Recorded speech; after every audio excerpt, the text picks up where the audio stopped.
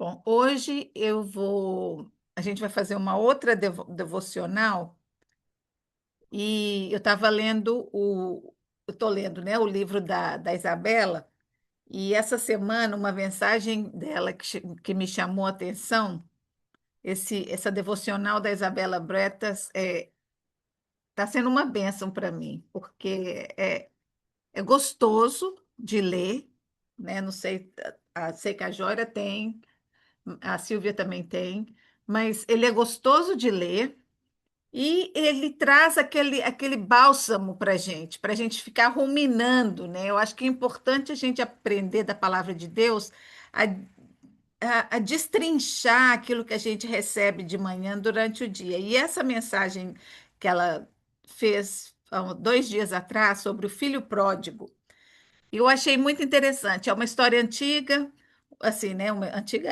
mas é uma história comum. A gente fala muito dela, escuta muitas mensagens sobre ela, mas ela tocou num ponto. Eu já escutei sobre o filho pródigo, sobre o irmão do filho pródigo, mas ela colocou uma coisa muito interessante. Ela focou na figura do pai. Então, hoje nós vamos falar um pouquinho sobre isso. Se você quiser abrir sua Bíblia em Lucas 15, a gente vai dar uma passeadinha nos versículos lá deste capítulo, mas a gente vai falar sobre o abraço, o aconchego e o amor do Pai, né? Porque às vezes, a gente vê o Pai como uma figura tão forte, tão importante, que a gente não se sente capacitado ou não se sente íntimo o suficiente para sentar no colo dele, né?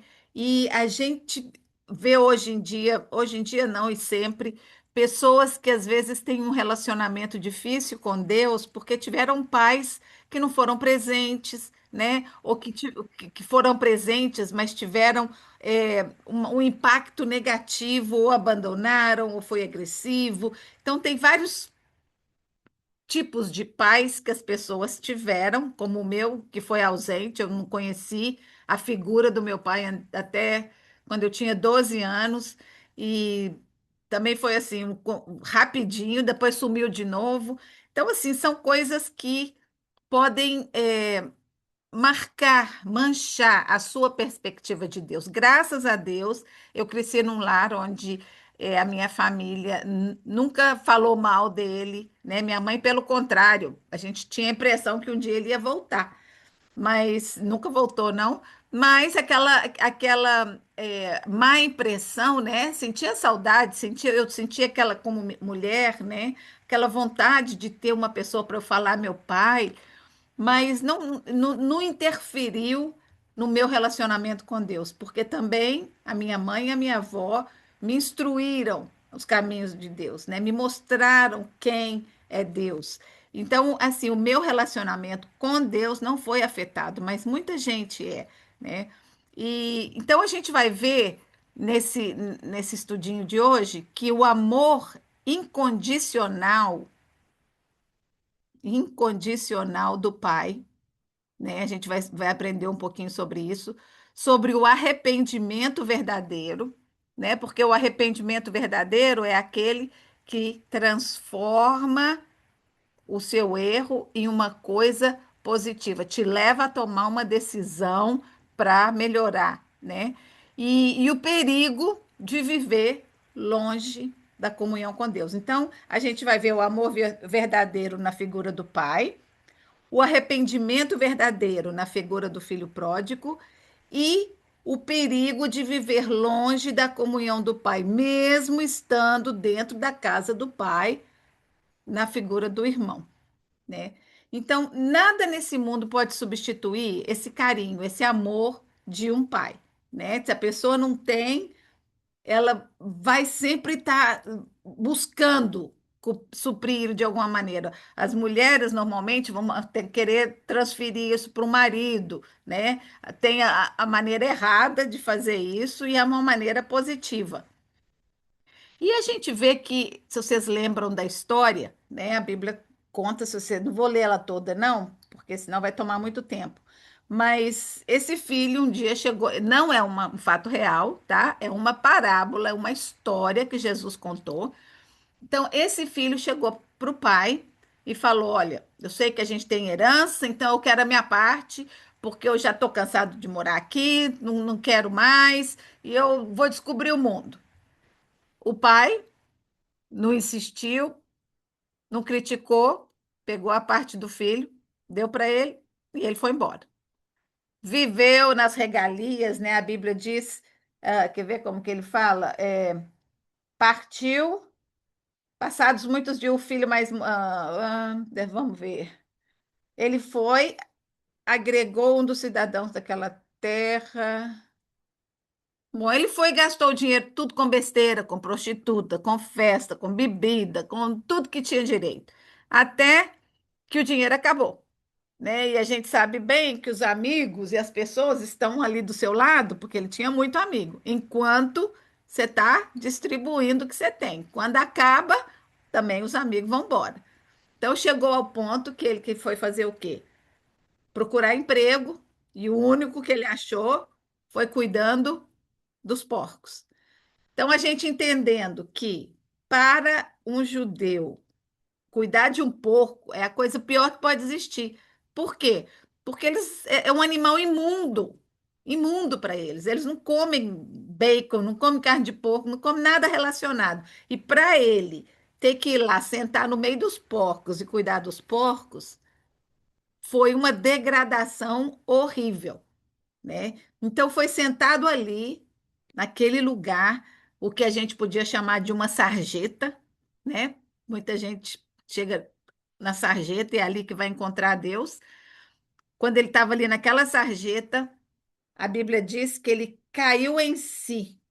No versículo 17 diz assim: Então, caindo em si, disse: Quantos trabalhadores do meu pai têm pão com fartura, e eu aqui morrendo de fome. Mas para ele tomar essa consciência, o que que teve que fazer? Ele teve que cair em si. Ele teve que reconhecer onde ele estava, por que que ele estava ali, né? E naquele momento, quando ele caiu em si, o que que ele fez? Ele tomou uma decisão. Qual foi a decisão? 18. Levantar-me-ei e irei ter com meu pai. E lhe direi: Pai, pequei contra o céu e diante de ti. Já não sou digno de ser chamado seu filho. Deixa que eu volte para casa para trabalhar como um dos seus empregados. Esse foi o discurso que ele ensaiou para falar com o pai dele. Ele saiu dali daquele chiqueiro determinado a voltar para casa.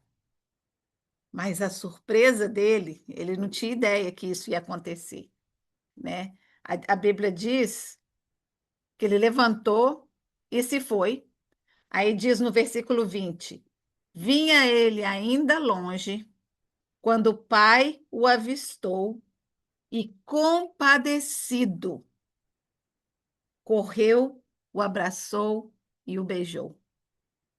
E o filho, com o discurso preparado, né, falou o que ele tinha que falar. Mas aí, o que o pai fez? O pai, porém, disse aos seus servos: Trazei depressa a melhor roupa, vestiu, ponei-lhe um anel no dedo e sandálias nos pés.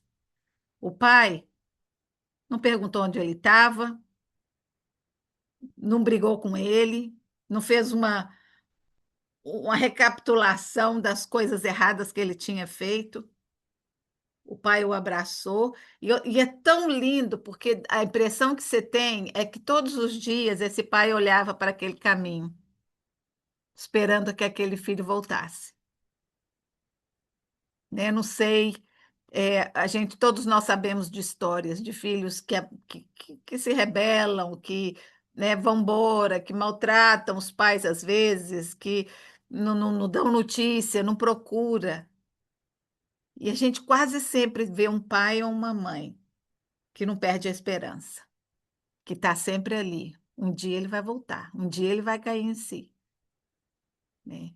Mas aquele pai,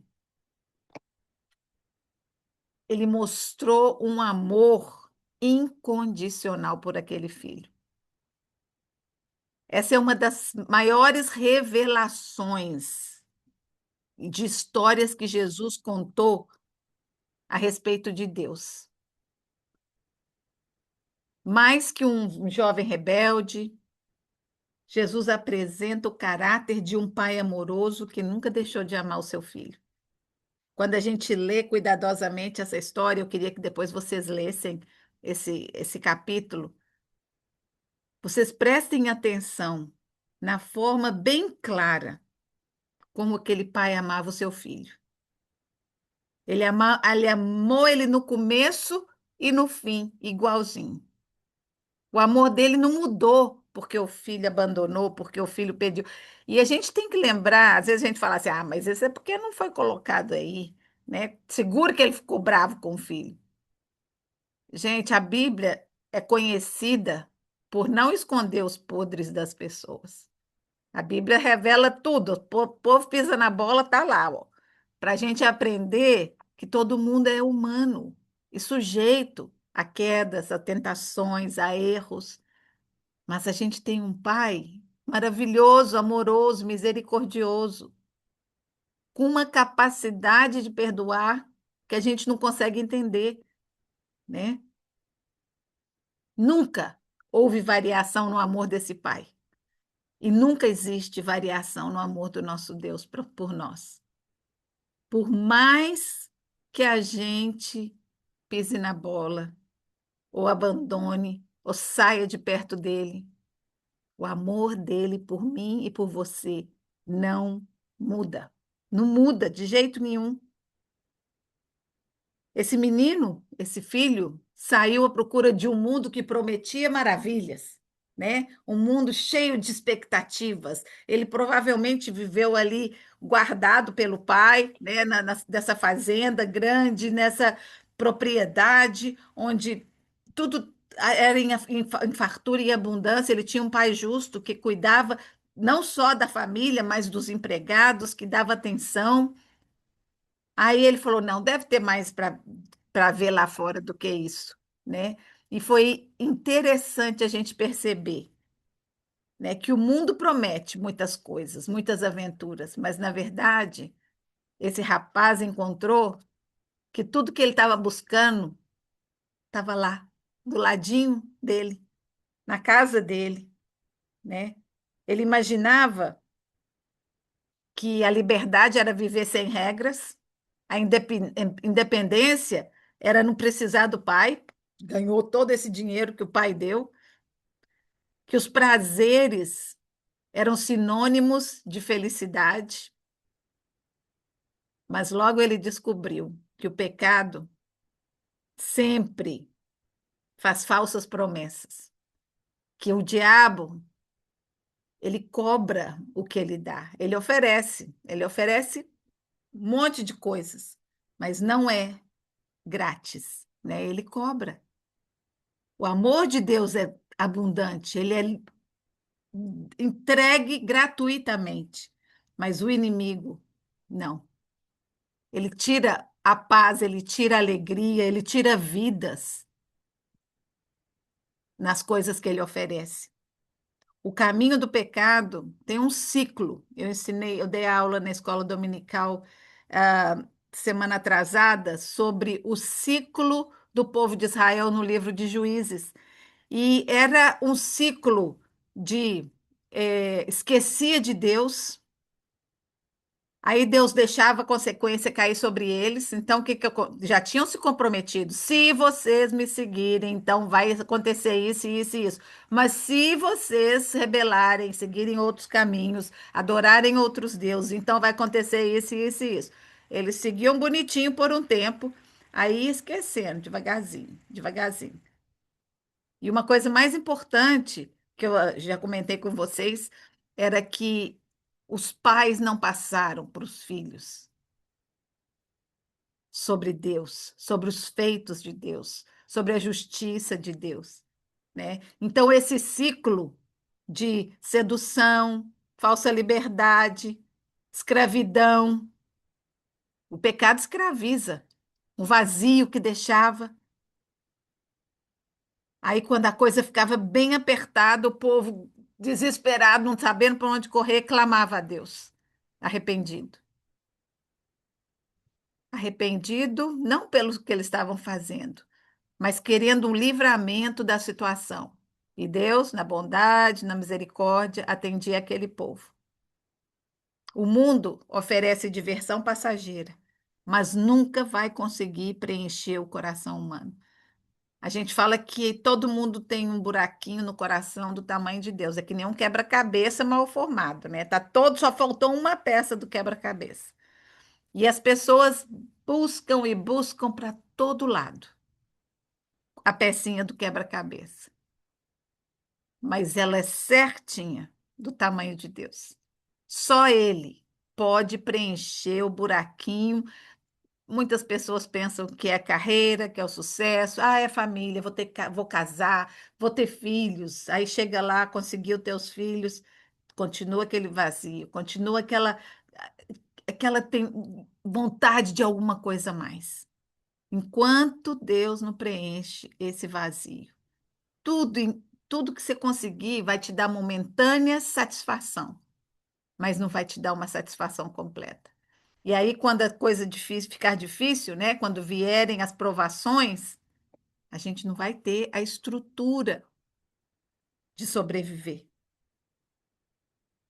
O Salomão, né? A gente conhece Salomão no Velho Testamento, ele foi o homem mais sábio da época dele. E no final da vida dele, depois ele pisou na bola. O livro de Eclesiastes, vocês podem ver que é como uma lamentação dele pelas coisas erradas que ele fez, pelas escolhas erradas que ele fez. Lá no no capítulo 2 versículo 11 ele fala: tudo é vaidade e correr atrás do tempo, correr atrás do vento, né? A gente precisa parar de correr atrás do vento e deixar Deus entrar no nosso coração, né? Então a gente vai ver, continuando lendo aqui, o que que o pai fez? Preparou uma festa para o filho perdido. Mandou colocar um anel no dedo dele, matar um novilho. Tudo era tão significativo para esse povo. Deixa eu ver que eu anotei aqui que não quero deixar de falar. Olha para você ver, o anel representava autoridade e filiação. Você é o meu filho, você não vai entrar nessa casa como empregado. Você chegou aqui de volta, você é o meu filho amado. As sandálias, naquela época, os escravos andavam descalços. Só os filhos do dono da casa usavam sandálias. Então, isso queria dizer: você continua pertencendo a essa família. E o novilho cevado representava comunhão, celebração e alegria. Existe festa no céu. A Bíblia diz que há uma alegria no céu quando um pecador se arrepende. E ainda fala mais, que mais do que 100 que estão ali na igreja todo dia. A celebração é muito maior por um perdido que entra do que pelas 100 que estão voltando todo domingo.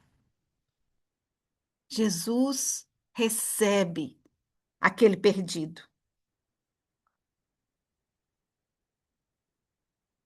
O abraço veio antes das explicações. O pai correu e abraçou. Depois o filho pediu perdão. Pequei contra ti somente. Já não sou digno de ser chamado seu filho. O amor do pai por aquele filho foi demonstrado antes mesmo da restauração, antes mesmo dele ter provado para o pai, que às vezes a gente fala assim: vou te dar uma experiência, né? Vou te dar um tempo aí para você provar para a gente que é isso mesmo que você está querendo, que você está falando a verdade. O raciocínio humano pensa isso, mas não o nosso Pai eterno. Nosso Pai eterno, primeiro porque ele conhece o coração, ele sabe do coração sincero, né? O filho mais velho não gostou nada dessa história. O filho mais velho, quando viu, a Bíblia diz que ele chegou em casa, escutou barulho de festa, os empregados correndo daqui para lá, mandou matar novilho. O que está acontecendo, né? E vamos ver o que ele falou. Agora a gente vai tratar desse filho. Ele estava no campo e, quando voltou, aproximando da casa, ouviu músicas e danças. Chamou um dos criados e perguntou o que era aquilo. E ele informou: o seu irmão, ele voltou e o seu pai mandou preparar um novilho cevado porque o recuperou com saúde. E aí o irmão, no versículo 28, ele se indignou e não queria entrar. Se indignou e não queria ir participar da festa. Gente, quantas vezes a gente está aí dentro da casa do Pai, mas a gente não está participando das bênçãos do Pai. A gente está simplesmente cumprindo regras, rituais. Eu tenho que fazer isso, eu tenho que fazer isso assim, eu tenho que fazer isso assado. E a gente perde a presença do Pai. Vamos ver o que aconteceu nessa história. A relação desse filho com o pai não era uma relação de amor, era uma relação baseada no desempenho. Olha o que ele disse. Ah, antes disso, o pai saiu da festa e foi procurar conciliá-lo. Aqui no versículo 28. Porém, o pai procurava conciliá-lo. Aí o que ele disse para o pai? Há tantos anos que te sirvo sem jamais transgredir uma ordem sua. E nunca me deste um cabrito sequer para celebrar com meus amigos.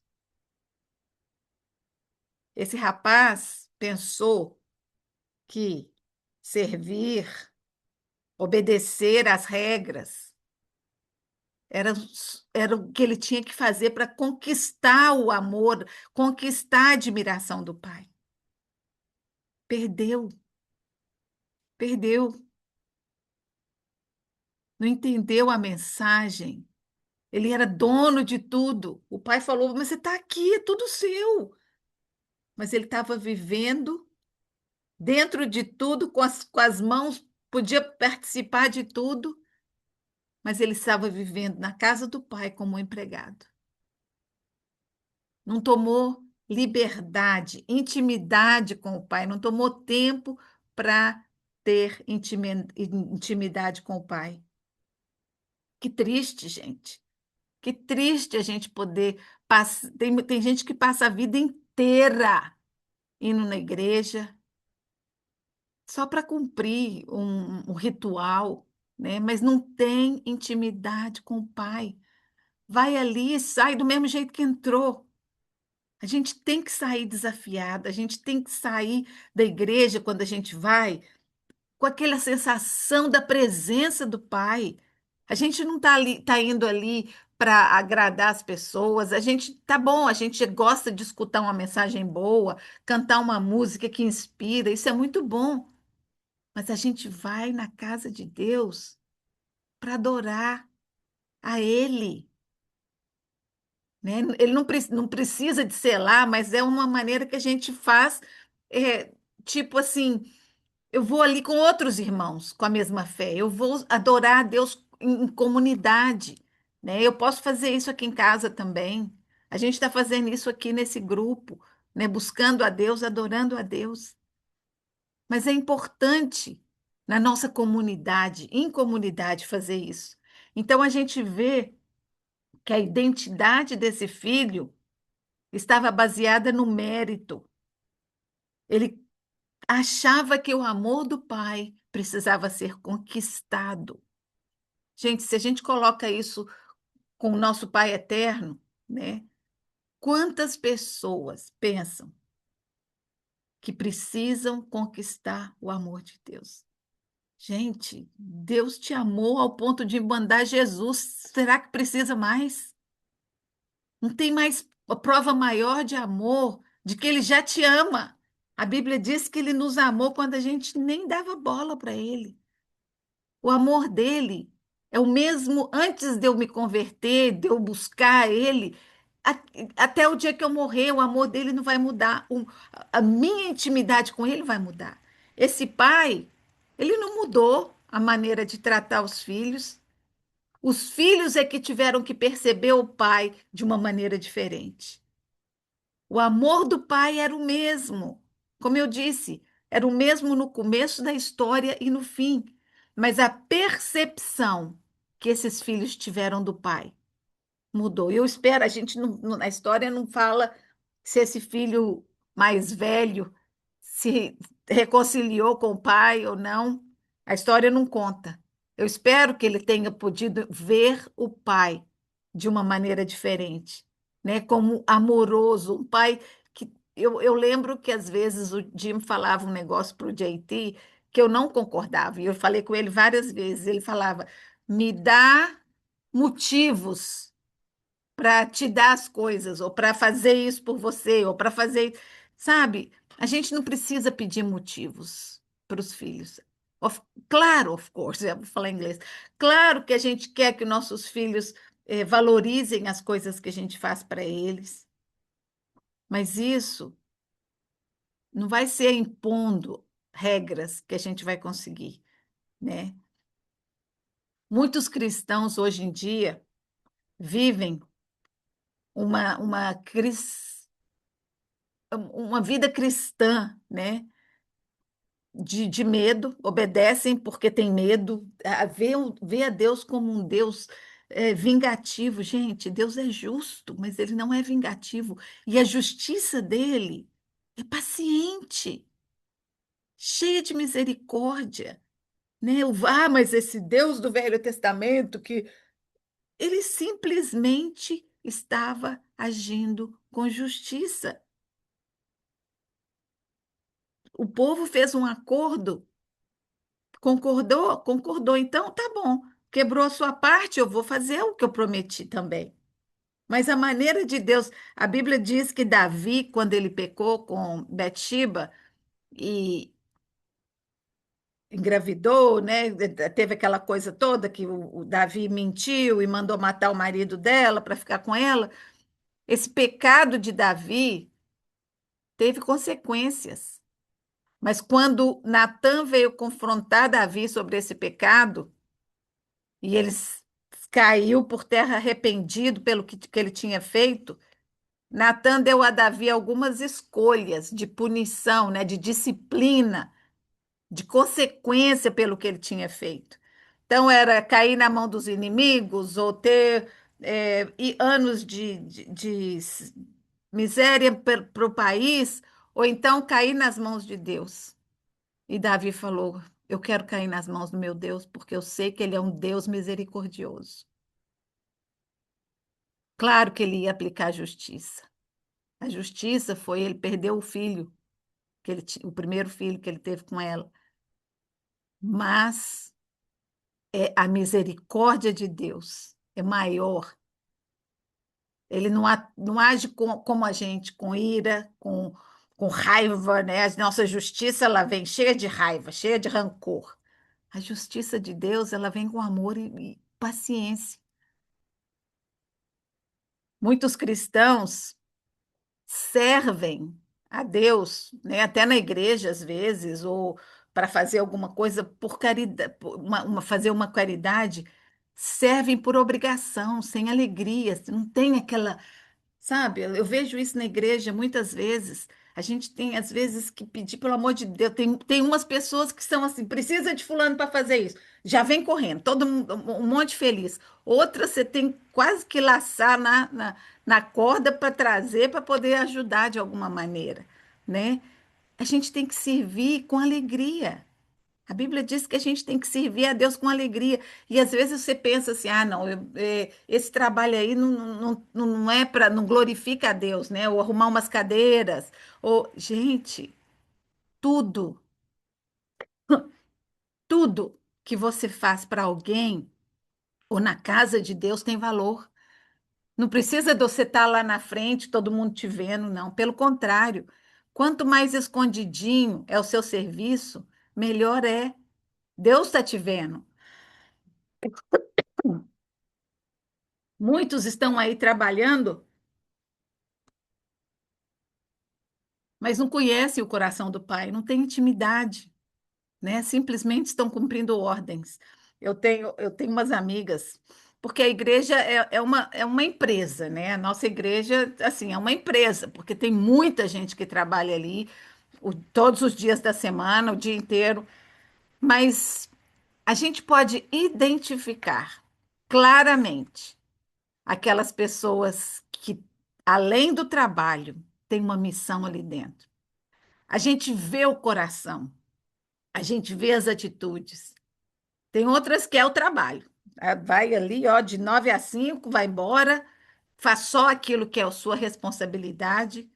Outras não estão ali só pelo salário no final do mês. Outras estão ali porque têm uma missão de servir a Deus.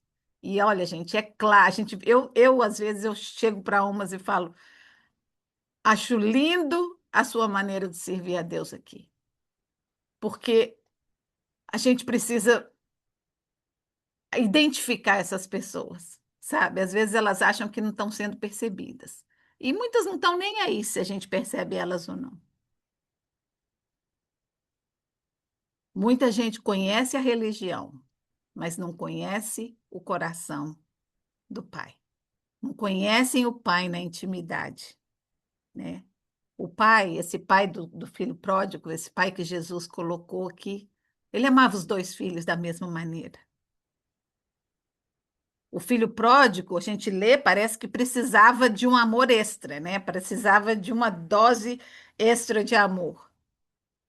Mas o coração do filho mais velho, que nunca abandonou, nunca saiu de perto, nunca quebrou o coração do pai, estava tão longe quanto o do filho pródigo, tão longe da intimidade do pai. Deus busca o coração do pecador arrependido, machucado, perdido. Ele busca aquele cristão orgulhoso, né? Cheio de si, achando que está com a bola toda, mas não tá nem sabe onde que como que está lá embaixo, né? Quanto mais a gente se acha, menos a gente é. Isso é na palavra no caminho, né, do Evangelho. Os dois tipos de irmãos precisavam conhecer o amor do Pai de uma maneira íntima e profunda. O filho mais novo precisava saber sobre o perdão e que podia confiar no amor do pai, mesmo pisando na bola.